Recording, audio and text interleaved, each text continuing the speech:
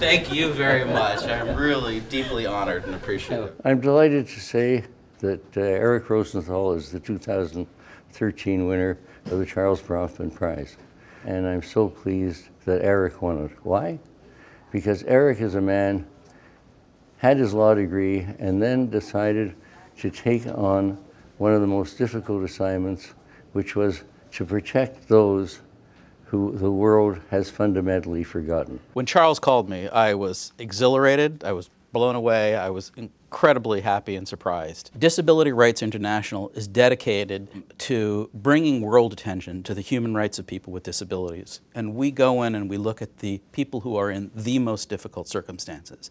And that means usually people who are segregated from society, children who are put in orphanages, adults who are put in social care homes, where horrendous, horrendous abuses take place.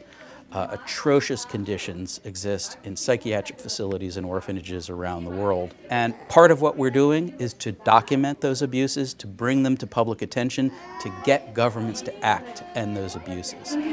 He's 23 years old, so they thought he was going to die, so they never even assessed him. And sent him here. They did not expect him to live for such a long time.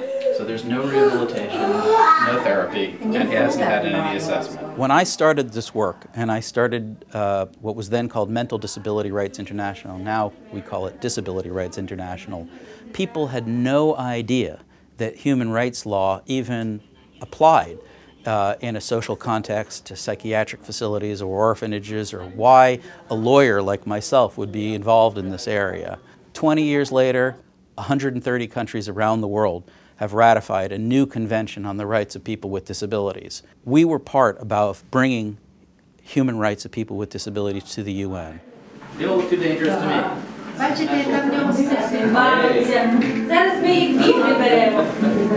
Eric just doesn't sit in his office and fiddle around and say, well, you know, these are people who we really should do something about. He's been to Mexico, he's been to Turkey. He has investigated, gone into, quote, asylums, unquote.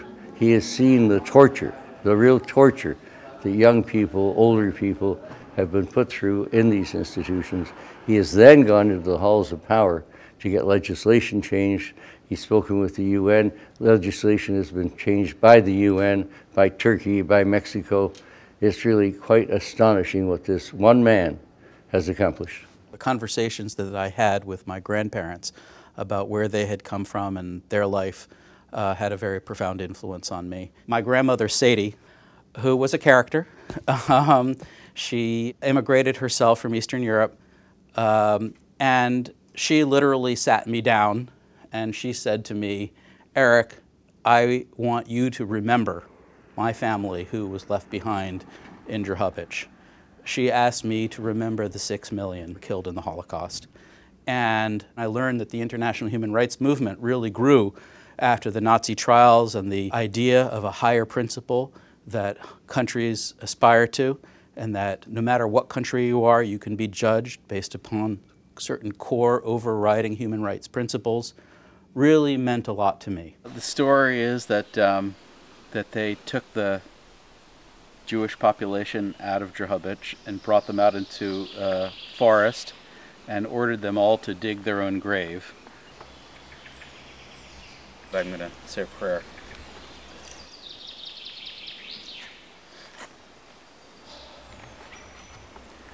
Ol haolam kulo gesher tzar meod, gesher tzar meod, gesher tzar meod.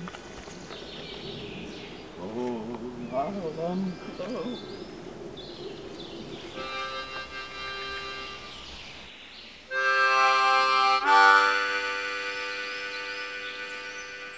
The Jewish value, I think, that is so embedded in Eric Rosenthal's heart is that we are all created in the image of God.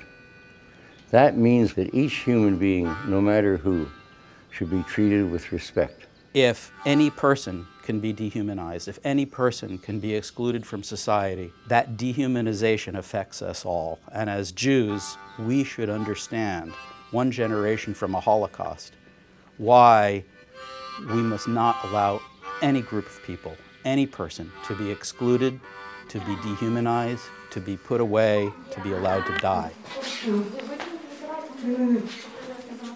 This girl right here is 17 years old. Her legs are completely atrophied and soiled in urine.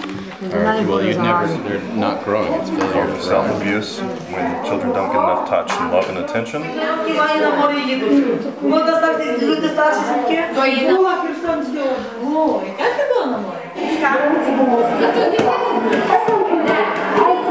Дуже багато дітей, в різноманітних костюмах, побачив безліч майстер-класів. Його можна їхати назвати класним фестивалем. Скажи, будь ласка, що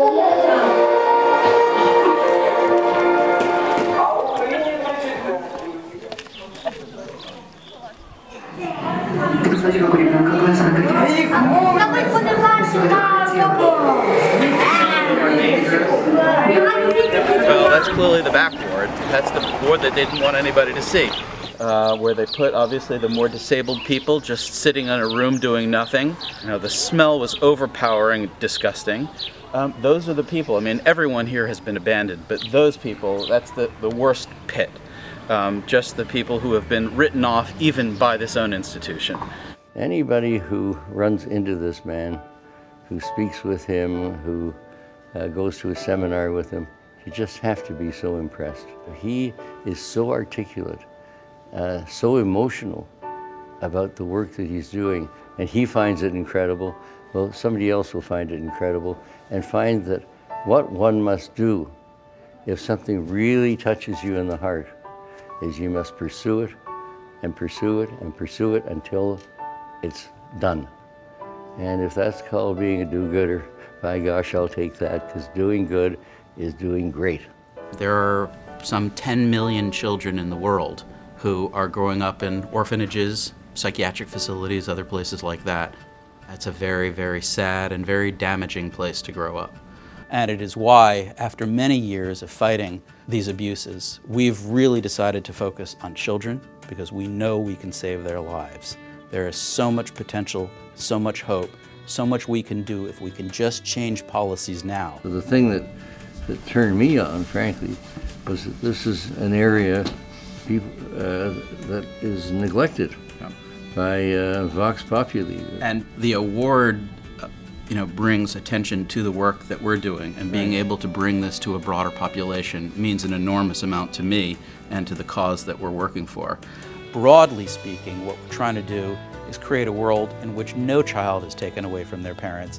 And in order to do that, we've got to build an international picture.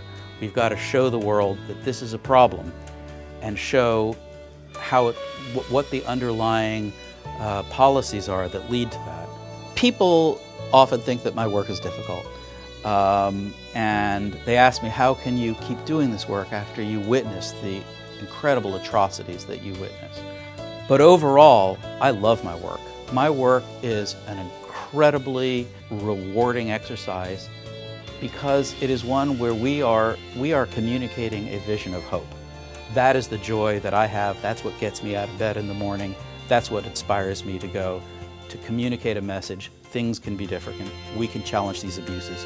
We can bring them to an end. And the knowledge that segregation is not necessary, we can end the problem of institutionalization, end segregation. That gives me real inspiration to keep doing what I'm doing. It's just a tremendous honor to be included. Thank you so much.